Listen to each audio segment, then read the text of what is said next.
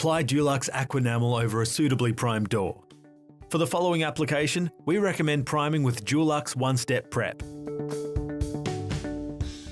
For spraying, paint may need to be thinned before application by up to 10%.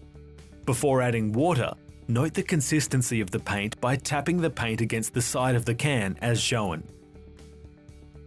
Use a measuring stick to note level before adding up to 10% water to the paint. Stir well and recheck measuring point. Recheck consistency. To start, prime the spray unit until a consistent flow of paint is achieved. For a Graco unit, we recommend an air-assisted airless unit using a 410 tip for a door and a 210 tip for trim work at a pressure of approximately 1100 psi.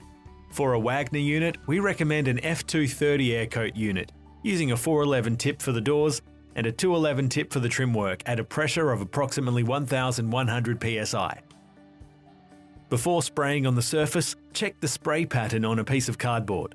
You are looking for an even fan pattern.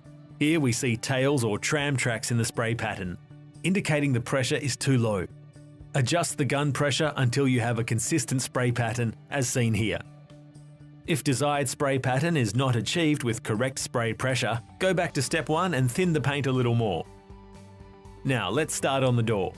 Spray with the gun tip approximately 30 cm from the surface and ensure the gun is at a 90-degree angle from the door.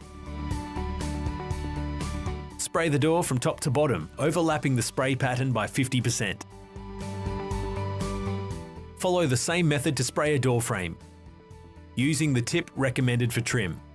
Again, hold the tip approximately 30 cm from the surface and keep the gun at a consistent 90-degree angle. Once completely dry, lightly sand with a 320 to 400 grit sandpaper.